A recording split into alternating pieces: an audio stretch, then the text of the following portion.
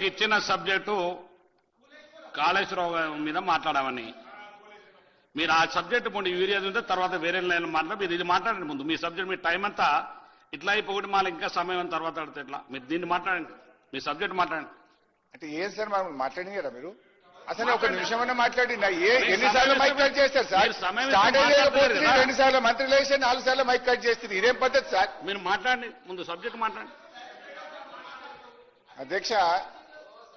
ఇవాళ ఒక విషయం అయితే అర్థమైంది అధ్యక్ష ఈ ప్రభుత్వం ఇంత ఆదరబాదరగా ఆదివారం నాడు అసెంబ్లీ పెట్టి కాళేశ్వరం రిపోర్ట్ను సభలో పెట్టడం అంటేనే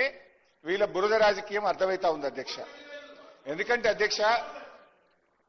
ఎందుకు పోయిందో చెప్తాను అన్ని చెప్తా don't worry I will answer each and every question be patient commission of enquiry act 1952 ప్రకారం 8B 8C ఇవ్వకుండా నిబంధనలు అనుసరించలేదని మేము కోర్టుకు వెళ్ళాం అది ఫండమెంటల్ రైట్ కాన్స్టిట్యూషన్ ఇచ్చిన రైట్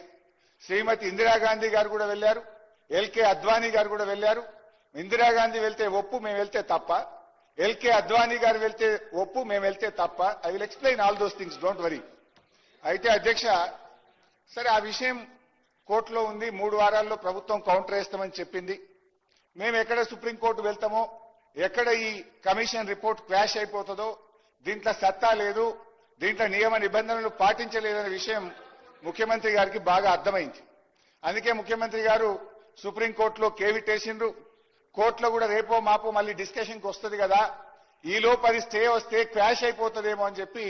ఆదరబాదరగా ఆదివారం నాడు రిపోర్టు పెట్టిందంటేనే మీ కుట్ర ఏందో అనేటువంటిది స్పష్టంగా రాష్ట్ర ప్రజలకు అర్థమైతా ఉంది అధ్యక్ష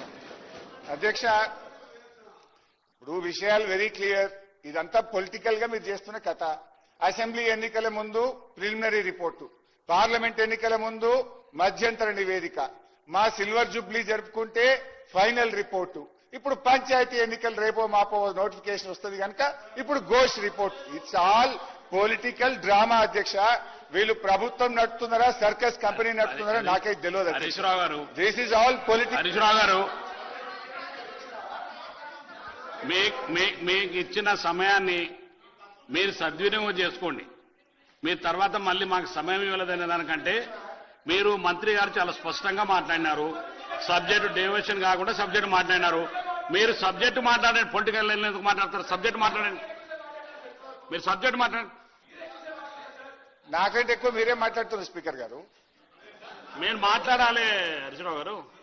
నాకు ఆ రైట్ ఉంది కమిషన్ రిపోర్ట్ గురించి చర్చించే ముందు సహజ న్యాయానికి ప్రజాస్వామ్యానికి సంబంధించినటువంటి మౌలిక అంశాల గురించి ముందు నేను మాట్లాడదలుచుకున్నా అధ్యక్ష పీసీ ఘోష్ కమిషన్ విచారణ చట్టబద్ధంగా విధి విధానాలను పాటిస్తూ జరిగిందా లేదా అనేటువంటిది చర్చించాల్సిన అవసరం ఉంది నేను చెప్తున్న విషయాలు సాంకేతిక పరమైనవి కాదు అధ్యక్ష సహజ న్యాయానికి ప్రజాస్వామ్యానికి సంబంధించిన మౌలిక అంశాలు రాజ్యాంగం కల్పించిన హక్కుల గురించి నేను మాట్లాడుతున్నాను అధ్యక్ష చర్చ వ్యక్తుల గురించి కాదు fairness under commission of enquiry act 1952 ప్రకారం నిష్పాక్షికంగా విచారణ జరిగిందా లేదా అనే దాని గురించి నేను మాట్లాడుతున్నా అధ్యక్ష అట్లా జరగని పక్షంలో ఆ విచారణకు విలువ ఉండదు ఆ విచారణ రిపోర్టు చిత్తు కాగితంతో సమానమని గతంలో సుప్రీంకోర్టులు హైకోర్టులు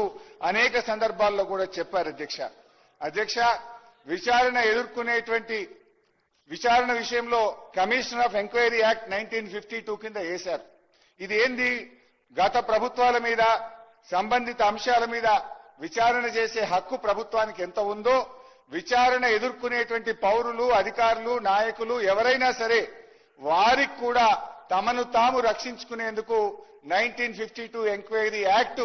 స్పష్టమైనటువంటి హక్కులను రక్షణల్ని కల్పించడం జరిగింది సెక్షన్ 5 ప్రకారం విచారణ కమిషన్ సాక్షుల్ని పిలిచే అధికారం ఉంది విచారణ వల్ల ఎవరి ప్రతిష్టకైతే భంగం వాటిల్లుతుందో వారు తమ ప్రతివాదనలు వినిపించడానికి అదే చట్టంలో సెక్షన్ 8B ప్రకారం నోటీసులు ఇవ్వాలి వాళ్ళను డిఫెండ్ చేసుకోవడానికి కమిషన్ ఆఫ్ ఎంక్వైరీ యాక్ట్ లో స్పష్టంగా చెప్పారు అధ్యక్ష దిస్ ఈజ్ ద యాక్ట్ అధ్యక్ష పార్లమెంట్ యాక్ట్ ఇది యాక్ట్ లో కూడా 8B 8C చదివి వినిపించమంటే వినిపిస్తా this is there very clear ఒక సభ్యుడి మీద ఏదైనా ఆరోపణలు చేయాలనుకుంటే ఆ సభ్యుడికి ఏ విషయంలో ఆరోపణలు చేస్తున్నారు దానికి సంబంధించిన పూర్తి వివరాలు ఇచ్చి 8B 8C కింద నోటీస్ ఇస్తేనే అది చెల్లుతుంది, లేకపోతే అది చెల్లదు. అధ్యక్ష, అయితే అధ్యక్ష ఘోష్ గారు ఇవాళ ఎఫెక్టెడ్ పీపుల్ అయిన మా హక్కులను కాలరాశారు. మాకు 8B కింద నోటీసులు ఇవ్వలేదు. మా మీద చేయబోతున్నటువంటి ఆరోపణల గురించి ఆ వివరాలు మాకు చెప్పి దాని మీద మా వివరణ తీసుకోవాల్సిన బాధ్యత ఆయన మీద ఉంది. That he has not followed. అధ్యక్ష, నాకు గాని గౌరవ